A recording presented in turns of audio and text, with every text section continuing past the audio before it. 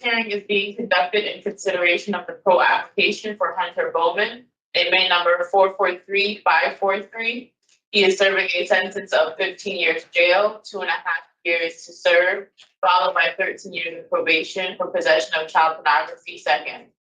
As of today, records reflect the parole eligibility date of May 2nd, 2024. There was no victim input in this case. There is an offender accountability plan for the offender. It has been reviewed and shows the offender has completed the following programs: the short track sex offender program and voices. Utilizing the statewide collaborative offender risk evaluation system, this offender's overall score falls within the moderate range of risk for recidivism. If a sex offender utilizing the static 99R, the offender's overall score for sexual offense recidivism falls within the low moderate range. Mr. Bowman, this is your opportunity to express to the board why you should be granted parole. You may begin.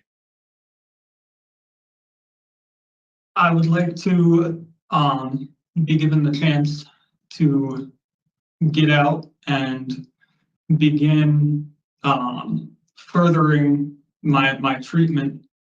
I have experienced success with the DOC mandated programs that they've had me do here, and I would like to get out and be able to continue on that success and do everything possible to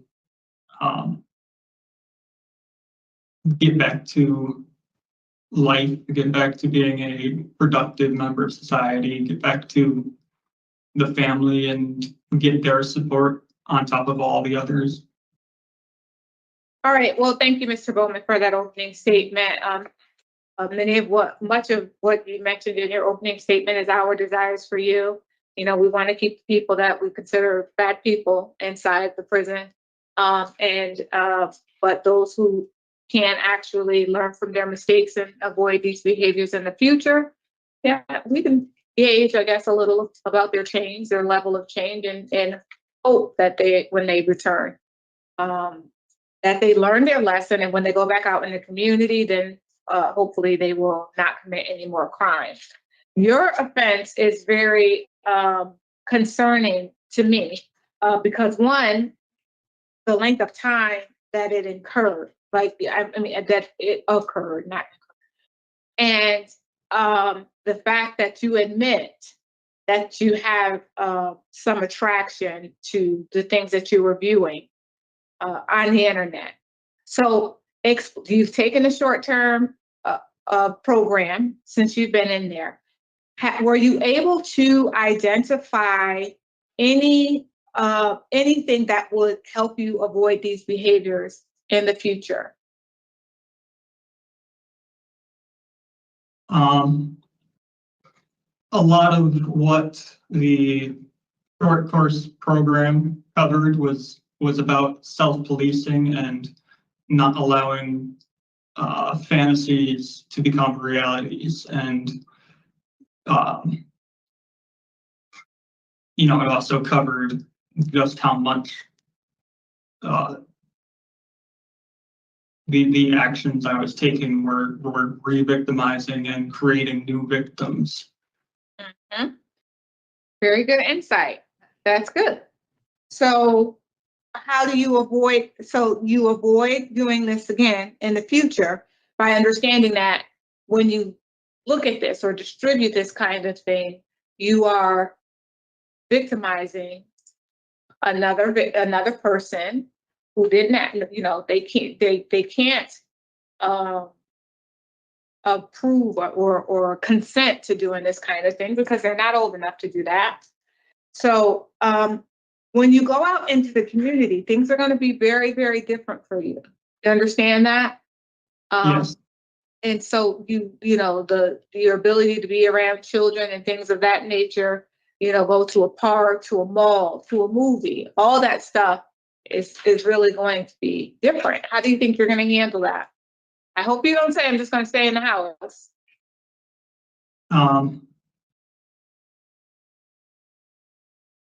I hope to handle it by leaning on the family, by looking to the family for support and You know, spending most of my time doing things with the family. And Do you intend to work? yes, I have work lined up as soon as I leave. And so what happens if you're going about your day and you come across the child? What are you supposed to do?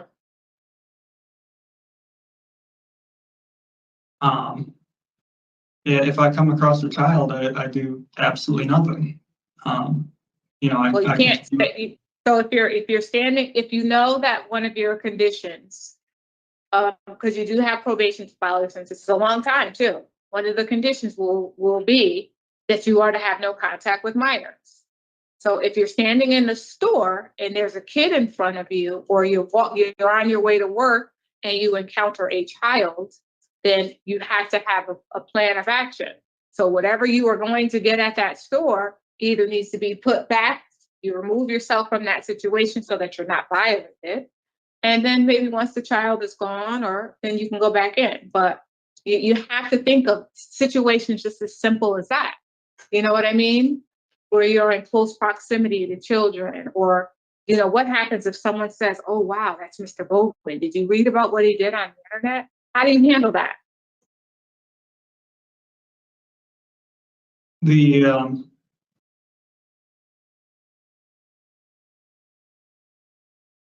The idea of someone saying that, oh, I saw him on the list. And everybody who is important to me in my life knows exactly where I am, exactly what I did to get here. Mhm. Anybody else that decides that all I am is based off of the fact that I am on the list is not someone who will be important in my life. But you do realize that there are stigmas associated with people that are considered sex offenders. And people will know, they have every right to know that you're in their neighborhood, and they may treat you some kind of way. And so you have to understand that things they were normally in your life are not going to be the same when you return. So I just want you to be aware of that, because I'm not trying to make you feel bad. I'm trying to tell you that it's going to be difficult. And so it's important that you have a plan in place. Sounds like you have the support.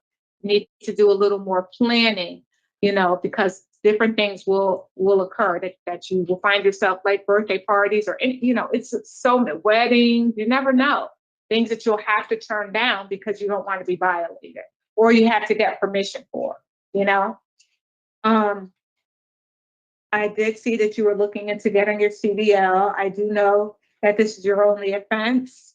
And I did read the PSI where your sister was in support of your not even spending time in prison, you know, because you guys have already suffered a tremendous loss. And I apologize. My condolences for your loss. And she just wants you all to be a family again, which is rare, but I'm glad to see that she's still there and supportive. I also see that you didn't receive any disciplinary infractions. You've taken the appropriate programming. And I also know that you have to appear on the sex offender registry for what, 10 years? I actually have not been informed of that. No one has told me I have to be on it for life. I didn't say life. I said 10 years. No, I was know saying how that. long? Okay. For 10 years, I believe it. Yeah, I couldn't find it either, but I know that he has to be on there. So are you okay with an officer going through your phone, or you're not being authorized to be on Facebook or Instagram or Chat Now or Me Too or whatever those things are called? What is it, Snapchat? All that stuff, you know? Yes, I was on pretrial supervision for over 2 years. And for the first year, I wasn't allowed any internet access whatsoever. And for the second year, I was allowed to have a cell phone, but the officer could confiscate it at any time and go through it at any time. Okay. And do you have any problem with, I heard you talk about continuing treatment, and I'm assuming that you have your own private physician in line, or something lined up, but you'll also have to do it in the community until they feel that you successfully completed the program. So you don't have any problems with that either, right? No, I welcome any and all treatment. All right. Ms. Palmieri? Thank you. So, Mr. Bowman, the chair touched on the fact that you'll have treatment in the community, and you mentioned having done some in pretrial. And I read that you found that treatment to be very helpful. What were some of your takeaways from that particular treatment? From the treatment with Mr. pre-person- Hobson. Mm-hmm. with Mr. Hobson, that was largely to do with I was still dealing with the older sister's death, and I was just in a tailspin from that, and it that was the contributing factor that pushed me so deep into the addiction that I ended up getting caught. I was just so out of touch with reality anymore. So directly after the search warrant was served, and I started treatment with William Hobbs, it was largely about understanding why I was doing it and who it was harming, and it was mostly for me, it was understanding why I was doing it. Okay. And do you understand why you're doing it? Do you have because I also read that you were using the pornography to meet your emotional needs. So what I'm getting to is, have you been able to develop what we would call a relapse plan, some aspect of a plan, so that when you find yourself, as you put it, going down a rabbit hole, that you'll be able to stop yourself, have somebody else that you'll be able to reach out to as a monitor? So please. I did a relapse plan with the short course program here with Melissa, and largely the overall relapse prevention portion of it is that everybody in my family knows what I'm dealing with. They'll know exactly what my conditions are. I can go to any one of them if I feel that I'm struggling, that I need help, and they'll make sure I get the help.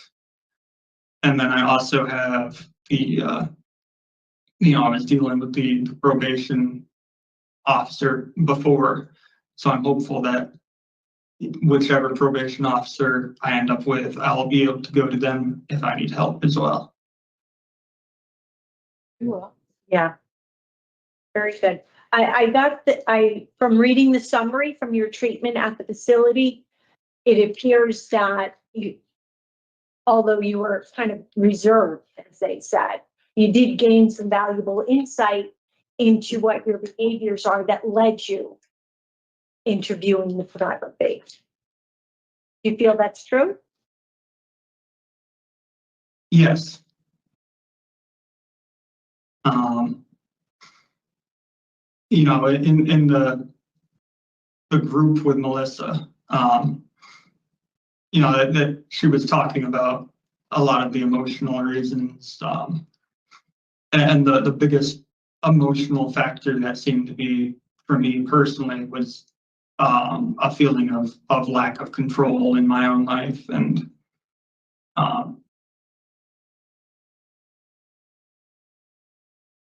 Okay. And I'm going to say that you and Melissa worked on a plan for how to manage your emotions a little bit more closely in the community.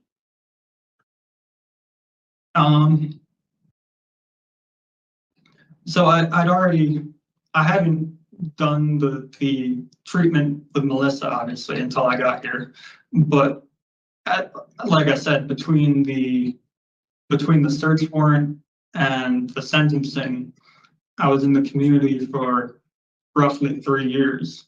Mhm. So I'd already developed an understanding of how to prevent myself from relapsing, what I needed to do in my life to keep myself away from going back there. Mr. Bowman, I did read, your pretrial, about your pretrial treatment. Seems like you were very committed to that. And like I mentioned earlier, the summary from your treatment at the facility indicates that, you know, for the time that you were in, you were committed and you seem to have benefited from it. So I wish you well. Thank you, Madam Chair. Thank you, Ms. Palmieri. Ms. Chance? Yeah, so, Mr. Bowman, would you say that during the 3 years that you were in the community prior to your incarceration, when you were meeting with Bill Hobson, that helped you to have a better understanding when you participated in the short-term sex offender program? I think it helped my understanding of what we were looking for in that program. And it definitely helped me be willing to delve into what was going on with me, and rather than just being stuck at being unwilling to admit that what I've been doing was so terrible. I think she referred to it as you were in the action stage, right? Action stage of change. You know, because you took full responsibility for the offense and you did show some remorse, right? And I know that a couple of the things that you worked on with her, I thought she did a very good assessment of where you are today. You seem like very reluctant to share, but I believe you have acquired a very good knowledge of what was going on with you and where you are today. And she described it, and I'm not going to go through it because it's like 2 pages, but the final analysis that you have certainly, you know, identify the age group that you are actually sexually attracted to, and you were able to work through that and express your thoughts and feelings about that. And then you were asked to identify a high-risk situation for you when you go back in the community. And you said that it was being able to access the internet. And so I believe you're going back home to your parents. That is the plan, yes. Yeah, and they're aware that they have to have some restriction on their access to the house internet. Yes, they'll keep me on the straight and narrow. If it comes down to it, they won't have internet in the house if that's what they have to do.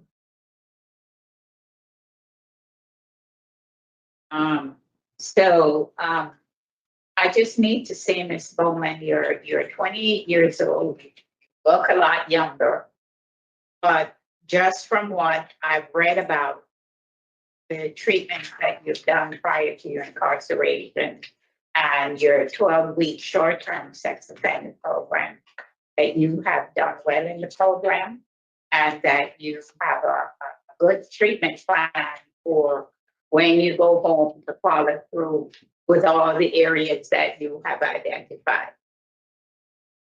And you have the support of your family. Okay, so I wish you the best of luck. Thank you, Ms. Chance. I think that Mr. Bowman is an appropriate candidate for discretionary parole. I think that he would benefit from the higher level of supervision prior to his starting that 10 years of probation. Hopefully that he can complete it successfully. First, he would have a restriction on pornography and be stipulated to participate in problem sexual behavior treatment in the community, and they would be monitoring his electronics, and he would know internet. and he would not be able to have contact with minors without the full officer's permission. I heard the officer say his eligibility date was May. Was it May 1st? May 2nd, which means his date would be today. Are there any objections to that or No. those conditions? Any additional? 1, 2, 3, 4. Yep, me too. With regard to Hunter Bowman, 443543, I move that he be granted discretionary parole on or after today's date, June 10th, 2024, with the following conditions. In addition to the standard parole conditions, he is to have no contact with minors without the parole officer's permission. He is to be, his electronic devices are to be monitored, enhanced monitoring. Also, he has a restriction on pornography, and he will participate in problem sexual behavior treatment in the community. Did I say everything, ladies?